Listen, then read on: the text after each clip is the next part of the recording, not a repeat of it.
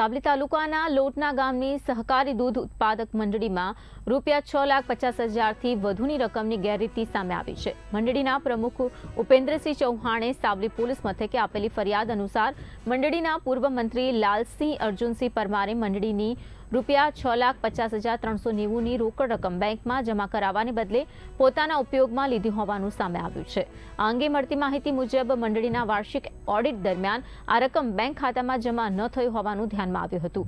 ત્યારબાદ મંડળી દ્વારા અનેક વખત રકમ પરત જમા કરાવવા જણાવાયું હતું, તેમ છતાં રકમ પરત ન ચૂકવાતા અંતે મંડળીના હોદ્દેદારો દ્વારા સાવલી પોલીસ મથકે ફરિયાદ નોંધાવાઈ છે। આ બનાવને પગલે ગામ સહિત પંથકમાં ચર્ચાનો વિષય બન્યો છે। ગામની દૂધ મંડળીમાં શું ઘટના બની છે?